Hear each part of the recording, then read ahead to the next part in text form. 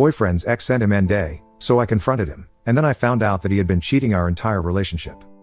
My boyfriend, let's call him Isaac, has his own podcast. It's finally starting to blow up a little. Due to privacy and me quite literally being on a few of the episodes, I'm not naming the talk show/podcast. He's nowhere near famous, but he's finally starting to be recognized. I used to be the main co-host, but I've been too busy with work lately to be overly active on the show. Obviously, you can't have a podcast with one person. That's kind of boring. So Isaac told me he found someone to have as a more constant co-host when I'm not available. I told him that was great and asked him who it was. He told me her name was Abigail and sent me her Instagram. It didn't seem like he was hiding anything, so everything felt fine. But about a week later, we were having dinner with our friend group when Isaac's best friend, Josh, told me in front of everyone that he was surprised about how cool I was with Isaac working with his ex-fling. Let's say my reaction was the complete opposite of cool. I was more upset that Isaac lied to me than anything. Why would he feel the need to lie about something like that? I like to consider myself pretty laid back about these kinds of things. Would I have felt awkward? Yes. But the show is recorded in the apartment that me and Isaac share, and I seriously don't see him cheating on me. We're really serious and have been talking about marriage lately. But the fact that he lied? It's the only red flag he's really shown me, but I just feel really weird about it. When we got home, I made him talk to me about it. About a year before he met me, he met Abigail and had a friends with benefits relationship with her. Apparently he ended things with her because he wanted something more serious, something with labels, and she didn't. Once again, not that disturbing or weird. But he still lied to me. And the way that his best friend said it was almost in awe, like the idea was unbelievable, making me think there's more to the story. I told Isaac I don't feel comfortable with him and Abigail because if he felt the need to lie to me about working with an ex-fling, it's probably not the best idea. He said he really needed someone who could be a constant co-host on the show if I couldn't, and I said he would just have to find someone else because I was not comfortable with this. I told him maybe I would have been if he didn't lie, but he lost that chance. I kept going far enough to say if he kept talking to her I might have to reconsider our relationship. He eventually agreed, but he's been giving me the silent treatment for the last couple days. Our friend group knows what happened, due to the mid-dinner announcement. It's split 50-50, some of my friends think I should cut him some slack and he didn't mean to lie. They're saying Isaac is a good guy who just didn't want to hurt my feelings, but I have a really bad feeling about this. Now I'm worried I really did overreact.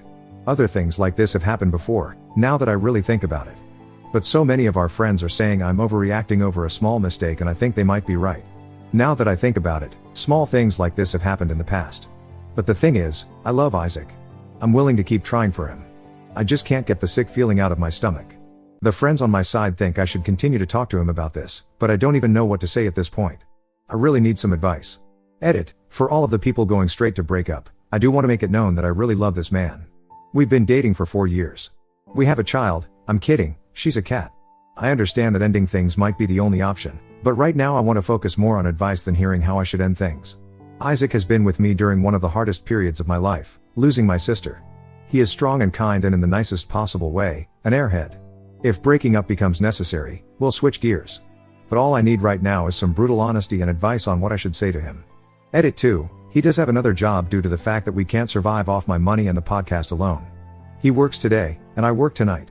I'll only have an hour to talk to him and I want things to be a lengthy conversation, so I'm going to wait until I'm off on Friday. I don't know what exactly I'll say, yet, but I'll figure it out. Thank you for all the responses and I'll make sure to update. Update 1, August 3, 2024. I'm hoping this will reach all of the people that saw and commented on my post. First off, I want to thank you so much. To the ones of you who helped me think of questions to ask him, I cannot thank you enough. I was diagnosed with severe anxiety when I was 10 years old. I spent all morning pacing and had a minor anxiety attack before talking to him. Normally things like this make me burst into tears, no matter how major or minor. But I'm proud to say I held my ground. He brought me coffee this morning, something he almost always does. He's been talking to me more now, but there's still this weird distance between us. He brought me coffee, kissed my forehead, and we ate breakfast together. He told me about work and everything felt so perfect, but I knew deep down it wasn't. That this nagging feeling would never go away if I didn't talk about Abigail. So in the most uncouth way possible, I blurted out, "We need to talk." Isaac tensed and finally nodded, surprising me by saying, "We do." 1 point to anxiety. We talked for around 2 hours. I'm going to summarize our conversation. The first thing I asked was how long they've been in contact. He told me that the way they met was from being in the same psychology class in college and being in a study group. This added up. I know that he's still close with that old study group. Some of the guys in that group are his best friends. Josh being one of them. He told me they've stayed in contact through that group chat, but haven't talked one-on-one until recently. The second thing I asked was why the hell didn't he tell me? I teared up a little asking him, and he immediately started profusely apologizing. I told him that it hurt to hear it from Josh and not him. He said, and I quote, "I didn't think it was a big deal. I know it's stupid, but I just didn't think about it." He told me that they aren't the best of friends and she just seemed like a good replacement for me until I could be more active again. I asked why he wanted her and why she was the first thought, and he explained how he wanted to do more topics revolving around college life/classes and study tactics, and she would be a good person to do that with since she was a part of his life during that stage. He told me that he loves me and he never meant to hurt me. He admitted that he knew it might make me uncomfortable, so he chose not to tell me because he knows how much I tend to spiral due to my anxiety. I got frustrated and told him that wasn't his choice to make. He agreed with me and told me he was sorry and he won't do it again. He added that Abigail will never have to come on the podcast, and he never wants to purposefully make me uncomfortable. I agreed, saying I didn't want her on the podcast. Then the tables turned a little. I thought this was going so great, we were in agreement and everything seemed fine. I had a little bit of closure and he seemed content. But then he asked me something I couldn't have guessed. "There's something else. She sent me nudes." What the fuck? I felt my heart break a little and asked how he responded. He showed me the messages. They were 2 fucking days old. He responded with a single message, "I'm flattered, but I have a girlfriend." Yet he didn't block her. I demanded he cut contact with her and he argued, saying it would make it awkward for his friend group. I argued that I was his fucking girlfriend and yeah, the situation was awkward. I asked him how he would react if Josh sent me nudes, and they got to him. He admitted that he'd cut him off and expect me to do the same. He nodded and agreed to block her. I watched him block and delete her contact. I still didn't feel content. He saw those messages 2 days ago and didn't tell me. That was my breaking point. I basically said, "Maybe honesty isn't as important to you as it is to me, but if one of your friends sent me nudes I would tell you within minutes." I kept going and started crying, and he did too. He kept apologizing and saying that he hadn't brought it up to me because he felt like I was avoiding him and he wanted to wait until he knew I was ready to talk. Which felt like bullshit because he was giving me the silent treatment. I wasn't considering breaking up in my last post, but now? I don't know. I know this wasn't the update you guys wanted, and I promise there will be another one. I told him that I needed space, and I'm someone who's rare to set my boundaries until I'm really upset. He apologized and tried to hold me, but I stepped back. I'm writing this from my best friend's place. I'm over at her house right now staying the night. I told Isaac we can talk again in a couple days, but right now I need to think things through. The thing is, he cried when I started talking about ending things. Isaac doesn't cry. The only time I've ever seen him cry in our entire 4-year-long relationship was when his mom died. He loves me, I know he does. But I feel so lied to. Maybe I'm overreacting, but right now I just feel betrayed. I'm sorry, and I know this wasn't the update you all wanted. But thank you to all of you. If you want to give me advice, please do. I don't know where to go next and I still have questions I want to ask him. I'm okay with answering questions too. I'll try to update if something else happens, good or bad. And if anyone's curious, yes, I brought our cat with me. Update 2, August 27, 2024. Sorry it's been so long since I've posted. A lot has happened, and I'm honestly not sure where to start, but I'll start with this. We broke up. I ended up contacting Abigail. Some comments thought it might be smart, so I reached out to her over Instagram and asked for her side of the story. She had no idea who I was at first. She then seemed very surprised I was contacting her. She realized who I was from the little Isaac told her, but according to her, he said we started dating last month, not 4 years ago. This information really confused me, and I needed to know more. We met up for coffee and she filled me in that they've been hooking up every once in a while, in her words maybe once or twice every 6 months for years. She started crying and hugged me while she apologized, saying she had no idea I'd been his girlfriend for so long. So apparently, their FWB relationship never ended and he had been cheating on me the entire time we had been together. She assured me they had been safe and I shouldn't have anything, but in all honesty, I kind of blanked out. I was with this man for 4 years. I don't blame her in the slightest. I think she wants to keep in contact, but right now it's too painful to talk to her. It's not her fault, it's purely Isaac's, but I just can't deal with anything that is remotely connected to him right now. I'm so confused on whether Josh knew this or not, but I feel like he wouldn't have said anything that night at dinner if he did. I'm so sorry this update took so long. I broke up with Isaac over text, classy, I know, and told him my best friend would stop by to collect his things. I also bought our cat, and said that I'd like to keep her. He protested on the breakup, saying we could get couples therapy, but I said there was nothing that could fix 4 years of lying. Right now I'm living with my best friend and we're having some serious girl time. I'm in shreds, but I know that this was for the best and it would have hurt more to stay. Sorry again for the late update and thank you all for your advice. Sorry for the repost. It got taken down and I still want advice and thoughts. Update 3, August 28, 2024. This is the final update. I wasn't even going to write this, but I thought it would be a slightly happier ending for some of you guys, and in all honesty, for me. Josh ended up calling me last night. At first, I didn't answer in fear it was really Isaac trying to contact me through him, but after the third call I did. This guy sounded pissed. The first thing he said was, "Name, I am so fucking sorry." He didn't give me any room to speak before going on this tangent on what a shitty guy Isaac is and how he can't believe he was best friends with a guy like that for so long. He told me that he made a spontaneous stop by at my old apartment, something that wasn't unusual for him, and was confused when he realized I wasn't living there anymore. Isaac admitted to cheating on me, something Josh didn't know, but had suspected. You guys were right. He said that comment to warn me. Some things I've come to realize is Isaac was possessive. He wouldn't let me hang out with our male friends one-on-one. He was always lurking next to me. Josh told me he alerted our entire friend group of what Isaac did, and while 2 or 3 of the guys took Isaac's side, what the fuck, the rest felt terrible for me. They cut contact with Isaac and those couple guys. Josh told me that if I need anything, he would love for me to ask him, and he apologized again, saying he should have told me earlier when he thought he'd seen the signs, but he never would have assumed Isaac had been carrying this infidelity for so long. So yeah. I guess I could do another update if anything big happens, but this is where I stand. Relevant comments where Op has replied, "What made Josh suspect the cheating? Oop, last year I was away for a week because me and some friends went to the camping. Apparently he did one of his stop beats to see if Isaac wanted to hang out and Isaac wouldn't come to the door. Josh thought he heard a female's voice and some noises. Isaac ended up telling him I had been on the phone with him, which is BS because I had no service for that entire camping trip. Oop, when told to hook up with Josh I already said this to a reply up there, but Josh is the last person I want to see right now. And frankly, I don't want to date anyone. I just found out the man that I wanted to marry has been cheating on me for our entire relationship. I'm probably not going to go back into the dating pool for at least a year, and I'm someone who likes some heavy emotional connection before sleeping with someone. Josh is a great friend, but in all honesty it was hard to just hear his voice over the phone knowing that he was so heavily tied to Isaac. Next story. Dead BFF's mom showed up claiming my husband was the father. The truth was far worse than I could have imagined. I don't even know where to start. The past 6 months have been an absolute clusterfuck, and it only seems to be getting worse. My best friend since elementary school, who I'll call Alice, passed away in February from cancer.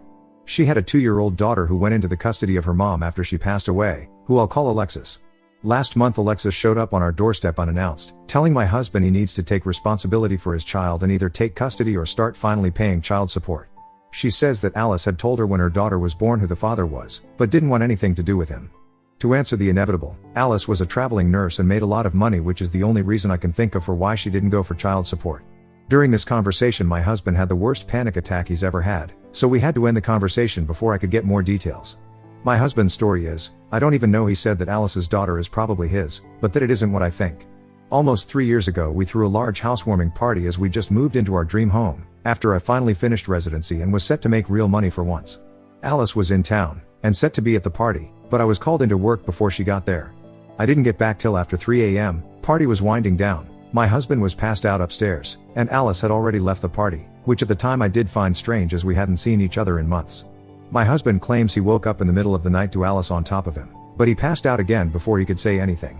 He claims he never told me because he was worried I wouldn't believe him, which I don't know if I do. He showed me some texts he sent his best friend the next day asking for his advice about him thinking someone raped him, but if he cheated he could have had that conversation as evidence, especially since he never said Alice specifically. Ever since the party he has been very distant with Alice, and after she had her daughter he would even find excuses not to be around the house when she would visit at all. I don't know if that's because he cheated, or if Alice did actually rape him and this was his trauma response. Honestly, I don't know what to do. I've known Alice since we were children and she had never come across as that kind of person. But I've also known my husband for over a decade and he's not once ever given the inclination of a cheater. He's an attractive guy and I've seen the looks he gets at the gym and he's never even given more than a glance. What the hell should I do? How do I figure out what the truth is here when Alice isn't even around to defend herself? She never even implied she liked my husband, let alone want to sleep with him. I told my husband he needs to get a DNA test before anything is decided on the child's part, but in the meantime he needs to move out while I think about what I'm going to do here. Additional info, Oop responds to Alice's behaviors when visiting her at home and if Alice would tell her about the affair. Oop, not that I noticed. She'd always been at least a little standoffish towards him as she thought I could do better. The first time she visited after she gave birth, she asked where he was since he wasn't home, for the first time, but she never asked again after that. I hadn't thought about that actually, thank you. That's a good point. She always thought I could do better than him, so if it was an affair you'd think she would have told me on her deathbed at least. Oop on if her husband drinks or not. Oop, not at all. He rarely drinks, and generally only at parties which at our ages are few and far between. He works a tough and stressful job so I figured once he was buzzed he laid down and fell asleep, not that he had drank more than normal or anything like that. Did Alice ever name the father of her baby? Oop, she told me it was a man she met while in another state for work. Short-term fling. Willicious. Wait, I get that you need to process all this, but you've told a potential victim of sexual assault that he needs to leave his home, his safe place, and you, his safe person. I think you've jumped the gun a bit here and shunned your life mate who may have been raped. Oop, yes, I'm starting to realize I've made a terrible mistake. Update, August 12, 2024. After talking with you, I've come to the realization that my husband is being truthful. My best friend raped him. Several people pointed out that with Alice not liking my husband, if it was an affair, she would have told me when she was dying, if only to separate us. You're absolutely right. I was there, in the room while she passed. I held her hands for days, we talked about so much. If it was just an affair, she would have told me. But if she raped my husband, she wouldn't have said a word. That's the type of thing horrible people take to the grave. I've also come to the realization that I made a terrible mistake asking my husband to leave for a few days while I gather my thoughts. Not to make excuses, but losing my best friend to cancer, a long cancer fight at that, was brutal. To say that I was devastated wouldn't do it justice. That it happened only 6 months ago, I'm still feeling it every day. So to have this thrown on me? It's like I'm losing her all over again. Either she betrayed me, and fucked my husband. Or she betrayed me and raped my husband. Not only have I lost her, but now I've lost the good memories, an entire lifetime's worth. It was impossible for me to look at him and not also see her, and be struck with the horror and realization of that loss all over again. I felt I needed to be able to break down, grieve, and think without the fresh wave of loss I got every time I saw him. It was wrong of me to ask him to leave, you're right though, and as of a few minutes ago I've righted this wrong. I called my husband, I apologized, told him I believe him, and begged him to come home. He'll be here in half an hour at most, and I'm going to support my husband the way I know he would have supported me. I've been an off and on Reddit user for several years, and sometimes the advice given like these can be a bit hit or miss, but today you guys did good. You've helped me realize not only that I was wrong, and being stupid at that, but that I was hurting the person that needed me the most. I was selfish. I have no idea what we're going to do as far as the potential daughter is concerned, but I can assure you we'll deal with it together. It's going to take a lot of time, and probably a lot of therapy, to grieve this new loss. I feel numb now, as though I'll never cry again. My best friend raped my husband, which means she was no friend of mine. She flaunted it, coming to my house, sitting with me, and gabbing. She brought her child here, trying to rub it in his face, right in front of me. She tortured the man I loved, and I was an unknowing party to it. I feel sick to my stomach over how many times she came over, just to hold it over him. I'm honestly at a loss on how to make that up to him. If you all have any ideas, please feel free to give them to me. I think I'll need all the help I can get. Tomorrow I'm going to take a leave of absence from work, just until we can figure out our next steps, and we can get our heads on straight. Thank you everyone.